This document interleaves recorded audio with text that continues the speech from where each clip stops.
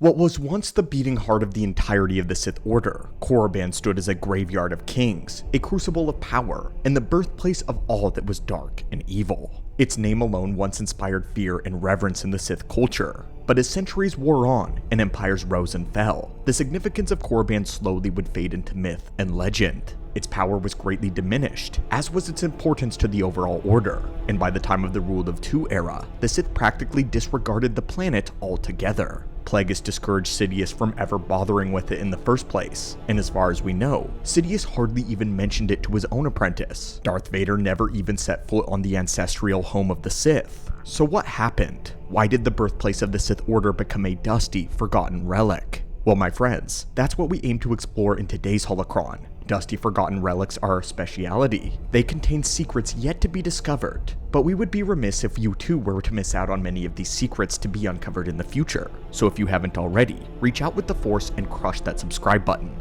allowing yourself to claim the hidden knowledge of the Sith. Now, my friend, let's begin. When the 12 Dark Jedi first arrived on Korriban in 6900 BBY, Sorza Sin described the world as the world that screams the loudest for those who can hear the dark side's voice. There was no more apt description for the world than this. From the rituals of the ancient Sith kings, Korriban became a pure nexus of the dark side of the Force. The very people that it birthed were innately connected to the energies of darkness. Their entire culture surrounded war, dominion, survival. All of this was taught to them by the unforgiving sands of their cruel home.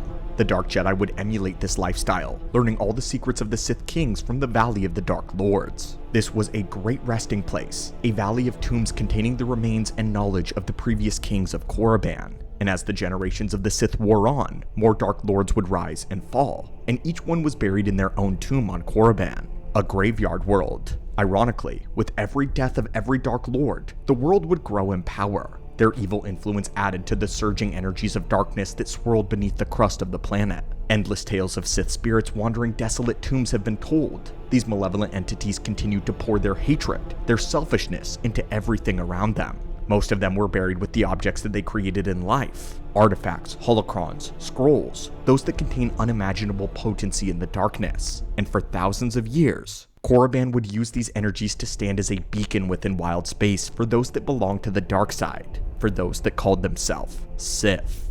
But Darth Sidious would later annotate that quote by Sorza Sin that we read. In Sidious's own words, he would write this: Korriban lost potency over the past 7,000 years, but it still whispers of darker secrets. This is indeed very true. Much of Korriban's power was lost due to the raids of the Jedi. In the year 5000 BBY, Naga Sadow failed to eradicate the Republic during the Great Hyperspace War conflict, marking a devastating loss in the Sith Empire's history. Instead, Sadow actually led the forces of the Republic and the Jedi right to the doorstep of the Sith homeworld. Once Naga's forces were defeated and he fled into the unknown parts of space, the Republic took total control of Korriban. From this moment forward, they made it their mission to eradicate the dangerous teachings of the Sith, and Korriban was their first obvious stop. A purge would take place, but this time, it would be a purge of knowledge. The Jedi raided as many temples, tombs as they could in order to find and erase any legacy of the Sith. They didn't get it all though. The spirits of the Dark Lords long dead rejected the Agents of the Light, defiling their resting places, and they lashed out with vicious resolve. Soon though, the tombs of the Valley of the Dark Lords became extremely hazardous, especially for Jedi. And so the Jedi Order would decide to erase the location of Korriban within the archives, so that no being would ever attempt to visit the desolate graveyard. To make matters even worse for the Sith, the Jedi were basically totally successful. Their raids of the treasures of the dark side greatly diminished not only the power of the individual tombs, but of the entire planet. Korriban was now completely uninhabited. The wars that used to rage on it now fell completely silent. The Golden Age had crumbled. No more domination took place, no more rituals, no more hatred. What remained was a barren wasteland filled with bones and seething spirits. As the years dragged on though, many would end up visiting Korriban, and the Sith Order would repeatedly attempt to replenish the dark presence there. Exar Kun would visit the world, only to uncover a mystery and to find Naga Sadow's final resting place on Yavin 4. In 3996 BBY, Exar would establish a Sith Academy on Korriban under the watchful eye of a new headmaster. a Sith by the name of Jorak Uln. The Academy here would become a reoccurring thing for the next several thousand years, as the Sith thematically used the birthplace of their own order as the training ground for new recruits. Since the order got its beginning on Korriban, each Sith would also begin there. The Sith Academy would exist for a surprising amount of time, mostly though due to the sheer negligence of the Jedi Order. The reason for this is the Jedi were severely weakened following their Great War with Exar Kun, and despite being aware of the Sith Academy and activity on Korriban, the Jedi openly chose not to attack it. They instead were foolish, and they deemed the Sith Order to be lost without proper leadership to take control, and so the Jedi overlooked the Academy's existence, thus allowing the Sith to grow and train unabated for the next 40 years. This would be when Revan and Malak would be the ones to bring Korriban back to prominence once they arrived and reclaimed the Sith homeworld. Revan and Malak had little interest in the birthplace of the Sith, but they were purely there because of one of the Rakatan star maps that led them directly to the Starforge, located on Korriban.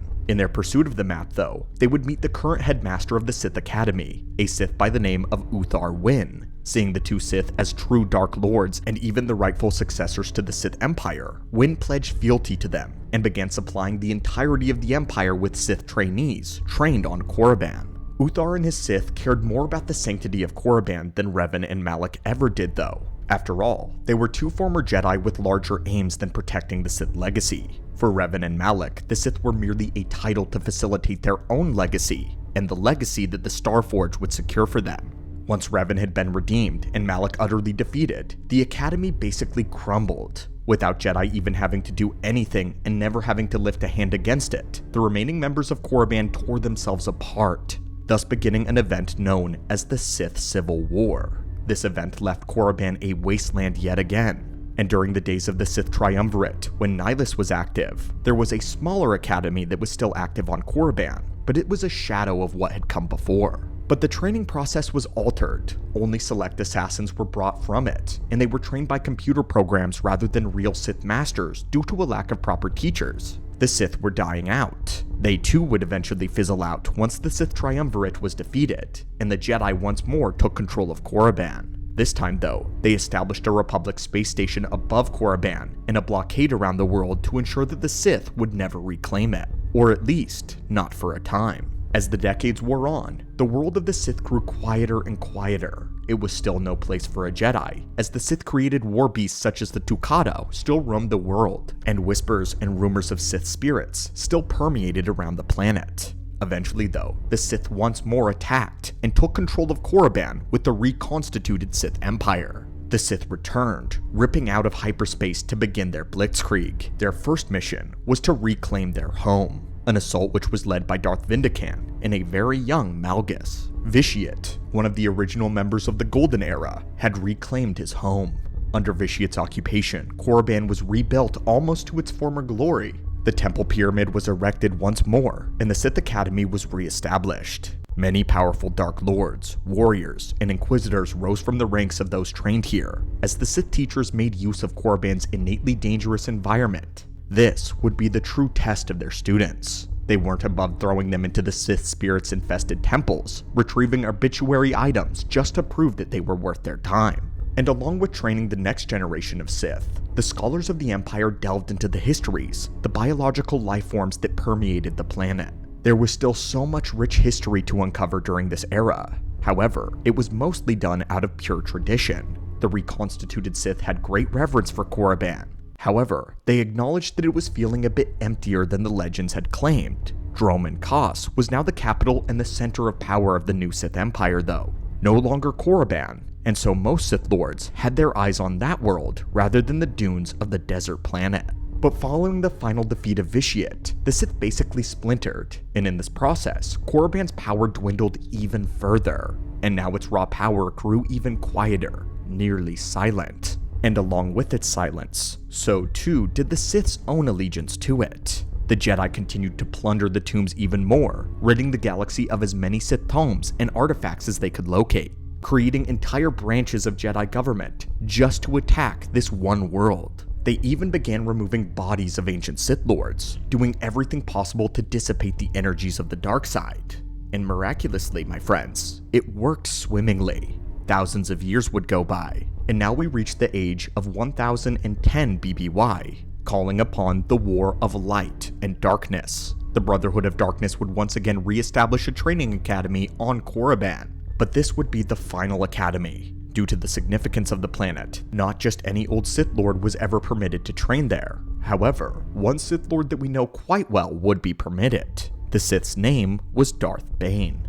But by this point, the dark side on Korriban was little more than a whisper. Bane had described it as a distant echo. The library in the academy held only a small fraction of the once vast Sith knowledge, and the students rarely, if ever, ventured into the library themselves. The only one with interest in the crumbling scrolls was Bane, who drew much inspiration from the tales of the old Dark Lords. It seemed as though the Brotherhood of Darkness had completely left behind all the ways of the old Sith, and so Bane determined to explore Korriban to find knowledge that the Brotherhood had overlooked, that the Jedi had overlooked. Bane would end up undertaking a quest into the Valley of the Dark Lords, not willing to accept that there was truly nothing left to find. Despite all of the warnings from his superiors though, Bane went anyway. His journey was harrowing, and despite nearly being eaten alive by piranha beetles and a pack of tucata, he found himself absolutely nothing in return as a reward.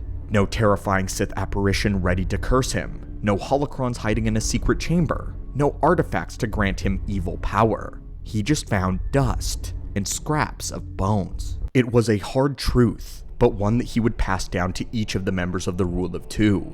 Once the Brotherhood of Darkness fell, it was official. Korriban would no longer be a holding place for the Sith. However, it continued to have a great amount of meaning for them as their birthplace, but it no longer held power. And for those who were less sentimental, Korriban may as well have been as useful as a cemetery. But now let's jump further into the Rule of Two.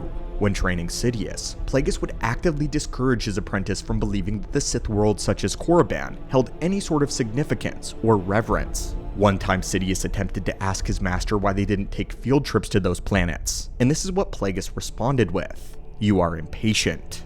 You see no value in learning about weapons or explosives, force suggestion or healing arts. Your hunger for power of the sort you imagine is to be found on Korriban, Droman Kos, and Zygula. So allow me to tell you what you'll encounter in those reliquaries, Jedi treasure hunters, and legends. Of course there are tombs in the Valley of the Dark Lords, but they have been plundered, and now draw only tourists, insignificant beings. You see, this is why the Sith of the Rule of Two era abandoned Korriban. They imagined that all of its secrets had been completely plundered. Its power was now just a hushed whisper, and the only thing you would find there, as Plagueis mentioned, was dangerous Sith spirits. There was hardly a reason to ever go to Korriban, because it would not only be unfruitful, but it would be lethal.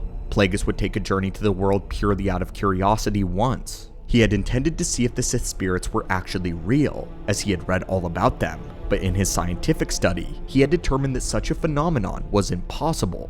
He had wanted to see if it was possible for the Sith Lords to retain their awareness beyond death, for if that were possible, it may give him an avenue towards eternal life through science. But when he ventured to Korriban, he found it to be utterly disappointing. This is the account given to us by Plagueis. The tomb of Hakagam Grosh remained silent to my queries, and the throne where Sorza's Sin once sat contained no mocking, imperious specter. I was ready to conclude that the tales are merely diversions for the credulous, but as I boarded my ship into the Valley of the Dark Lords, I beheld a vision of the Sith Lord Marka Ragnos. The apparition challenged my claim to the Sith title, and railed against my plan to dismantle the traditions of Korriban. But the visions of Ragnos would not answer my questions, nor my delineated inquiries. He snarled and disappeared in a whirl of smoke. Is it possible that the entire episode simply played out completely in my mind? Plagueis is in complete denial. Sidious would annotate his text with his own story, and this is what Sidious would write: "The spirits of Korriban are quite real. On one occasion, they nearly killed me. But I agree with my master in this observation. The dead Dark Lords are evasive in their speech, and are ultimately treacherous. On Korriban, one can only expect to find death lurking around every corner without any real reward." Sidious would only visit Korriban on a handful of occasions. The first time was the one that he mentioned, where he had demanded knowledge from the old spirits, angering them and causing them to attack him. His most faithful servant, though, would end up dragging him out of the tombs before the spirits could deal their final blow. The last time he ventured there, though, was right before his final death. Sidious sought the wisdoms of the spirits once more because his cloned body was rapidly deteriorating and the Sith had exhausted all other options. For all intents and purposes, the rule of two Sith were absolutely correct about Korriban. They would find absolutely nothing there to help them, and there was no use in sticking around if Korriban could not provide them with anything, especially not power. With all of that said, there is one more Sith in the lore that managed to squeeze out Korriban's final secret. Asherad Het would find what no others could manage, the holocron of Zozan. Zozan was one of the founders of the Sith, one of the original 12 Dark Jedi.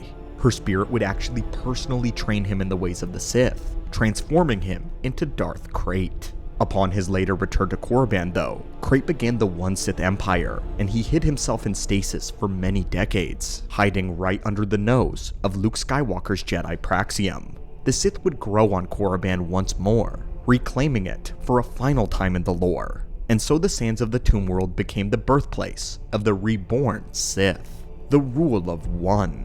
This, my friends, is why the Sith left Korriban behind. It's quite a simple explanation when you boil it down, but one that involves a great deal of history to fully comprehend. But we hope that this was enlightening to you, and if it was, be sure to comment whether or not you would have left the homeworld behind if you were a Dark Lord of the Sith, or would you have continued to hold on to it out of a sense of duty, honor, and heritage? Would you wish to be buried with the bones of the dead kings? Let us know your thoughts in the comments down below, my friends and acolytes, and as always, may the Force be with you and have an absolutely amazing day.